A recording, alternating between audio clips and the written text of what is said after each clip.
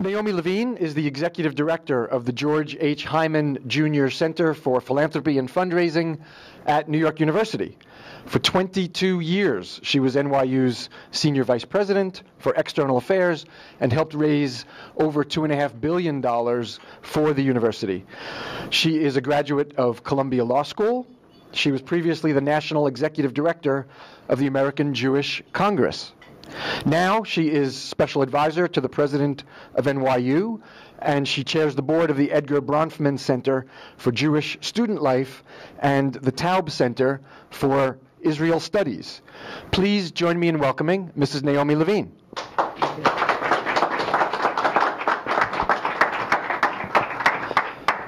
Mrs. Levine, what do you see as the nonprofit role for our society?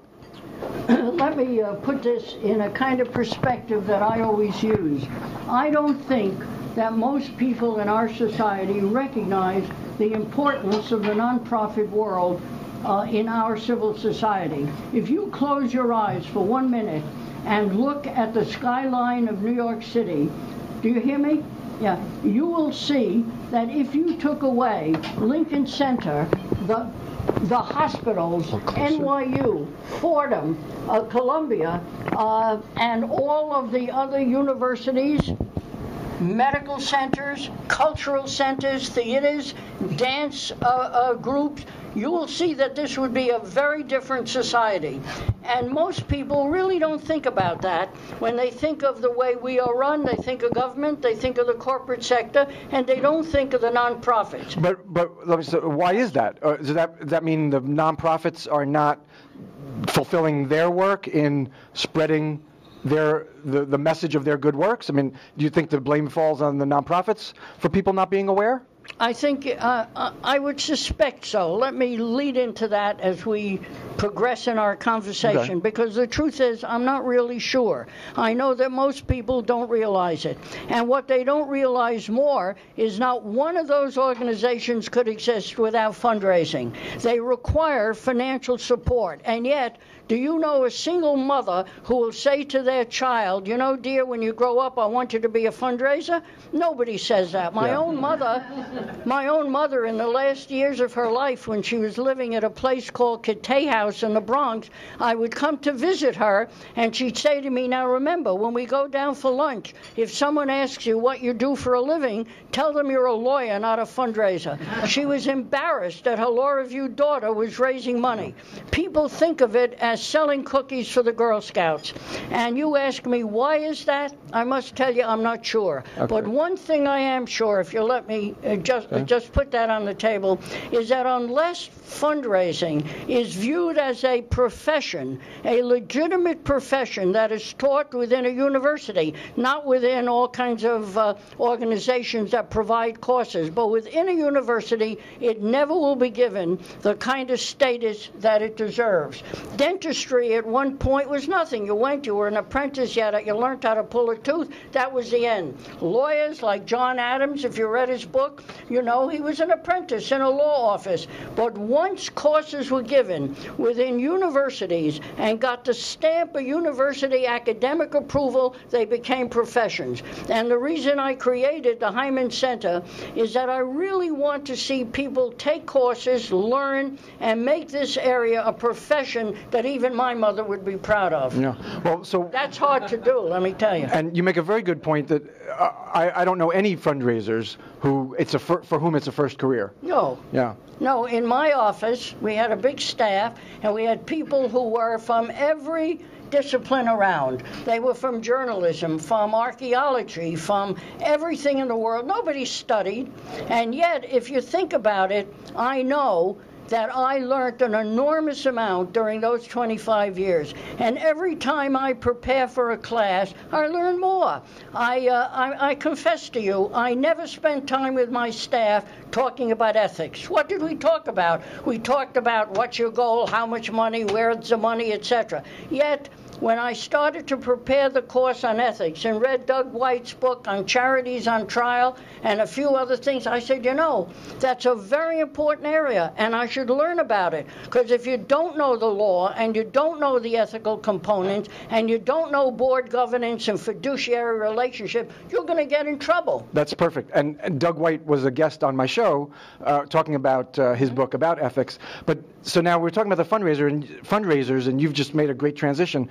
How about the role of the trustees? What are they? Trustees are not really fully aware of their roles, don't you think, with respect to the organization? Absolutely. Yeah. Trustees are also fundraisers. If you sit on a board because it's a nice, prestigious thing to do, and it looks good in your obituary in the Times, it is a wrong reason to be on a board. Boards have responsibility. They have the responsibility to keep their organization financially secure. That means board members have to be fundraisers also. Larry Tisch used to have, he was the chairman of NYU during the time that I was vice president. And he had a very simple and crass way, I assume, of running his board. He used to say to me, look, we're not Harvard, we're not Princeton. When I put someone on the board, they not only have to be dedicated, decent people committed to higher ed, but I run my board by the 3 Gs. The people have to give money. They're not a big amount, but give something to show their commitment. 2, they have to help get money. And if they can't do that, they should get off the board, because boards have responsibilities. And when you talk about a board member, they have to understand their responsibilities. Fiduciary, legal, come to meetings, read an audit report, read a budget report. There are a whole list of things, if this was a class, that I could list for you that boards have to do. So the relationship between the fundraiser and the board member is really a very close one. And what was number 3? You said he had three requirements. When you give money, you get money, or you get off the board. Okay, or get off the board. Oh, that was number 3. And all right. Not in a harsh way. I'm not suggesting you tell your boards that. I'm telling you have to try to persuade them to give, and then add people onto your board that will set an example. I never suggest to fundraisers they come in and get rid of their board members. You'll be in trouble. On the other hand, you have to have board training. Under Sarbanes-Oxley, the corporation boards have been instructed to do that. Just a little closer. Thank you. Are instructed to give board training. Train your board on what their responsibilities are. Doug and I and Ruth Ellen Rubin is here. We go around to different boards. We're invited to talk to them about their obligations under the law, federal law, state law. I venture to say if I went around this room today, and most of you are fundraisers or sit on board, you would not know all the laws that are involved in fundraising, state and federal. I learned that only when I started to teach. I did not know that when I was raising money. Don't you think the trend also is that this is only going to get worse at both the state and federal level, that oversight from those levels of government is going to just increase among nonprofits? I don't like the fact that you use the word worse. In my book, I would say that's better. Okay. More, because I know you advocate for even greater oversight. I know you do. Far more oversight and far more regulation. It is an area that everybody thinks, oh, we don't have to regulate. The nonprofits are all very good people. The Red Cross does good things, university. How dare we suggest that they be regulated more? Let me tell you that there is as much mismanagement, excessive salaries, all kinds of conflict of interest area that occur in the nonprofit world that occur in the profit world. But then the nonprofit sector fights your advocacy of deeper oversight. The nonprofit sector is not eager to have more regulation. I will confess to you, and my staff and friends know this, for 7 years I have gone up to Albany fighting for one lousy bill, one bill that would say that if you are hired as a professional fundraiser, you should take one course in the course of your entire career in law, ethics, and board governance. I think you should do that. And every year it gets through the Senate and Assembly up in Albany, and then the nonprofits come up and they argue against it. In their mind, it's a slippery slope. You're going to start regulating. You're going to start with more rules. We don't want that. And the governors who don't want to start up with such good organizations as the Heart Association or the Red Cross, they veto it, and it drives me insane. Yeah. Ken Berger is going to be a guest on my show in July. I think it's the July 1st show, the executive director of Charity Navigator. What do you see as the role of Charity Navigator and similar, rankings, ratings of charities? Well, I think that anything that helps the donor get an understanding of an organization is a good thing. I'm not in a position to discuss the details of those organizations, but I know if there are organizations around that help a donor understand more about the organization, in my book, that's fine. Yeah. More disclosure, more honesty, more open dealings, more accountability, all those words are now on the table. When I started in fundraising, I'm a very old person, I'm 88 years, so I have lived through different parts and different segments of fundraising, the fundraising world. And in the beginning, you never heard such words. Oh, I never heard such words. But now you hear it more and more. So organizations like that play a role. Yeah. And of course, it's controversial because the role that they play helps define what people decide to look at. Yes. And of course, donors now are more interested in looking at outcomes, and that becomes very difficult to measure. Donors are also interested in percentage of budget that goes to program versus administration. But for some charities, it can be very legitimate to have a very high percentage going to administration because they're doing things but if they're going abroad and doing things on the ground in other continents. I have always been very conservative. I believe that when a person gives money, not more than 35% maximum should go for overhead, and the rest should go for the program. Now, there may be exceptions, and you may be right, but by and large, I think that people should feel comfortable in knowing that the bulk of their money goes to the project that they want to support. Now, there are exceptions, and I think that when you sit down with a donor, like we used to have to sit down with someone who gave us $2 million for a chair, we had to explain that some of that would go for the overhead of that school. You have to be able to explain it. But we never spent more than 35%. That was maximum. Mr. Tisch required even less. And you have to be very open and honest about that. The audience for the show is small and mid-sized nonprofits. The tagline is big nonprofit ideas for the other 95%. What would you like to leave small and mid-sized charities with? What message for those small shops? The lessons are not different, because how you raise money for a big organization and how you raise it for a small fundamentally are not different. When we teach courses in our Heyman Center, my approach is that the principles are generic, and they involve developing relationships. If you know your fundraising, you know that last year, out of the $303 billion that was raised, about 83%, when you include bequests, come from individuals. And individuals will give to small groups and they'll give to big groups. So the rules on how you raise that money, the art of the ask, is the same in a little group. You use the same technique to get $25 as you will use to get $1 million. It is developing a relationship, knowing how to ask, knowing how to devise your mission statement, knowing the process and the rules in fundraising, knowing what your board should do, and that should be, and knowing the ethical issues, whether you're dealing with a little group or a big group. It's harder with a little group. I don't knock it. You also perhaps will use social media more with a little group. I'm not sure. I'm no expert in social media. We brought on to our staff of the Heyman Center last year, Marcia Bavanik. She's an expert, and she has tried to persuade me that things like Facebook and Twitter and all that stuff have some value. I am totally illiterate there, but I respect the fact that the coming generations will use it more, particularly the small organizations. And I tell the small organizations, don't ignore your financial status. this. Be sure if you can't afford an audit, at least have very strict rules on how your money is handled.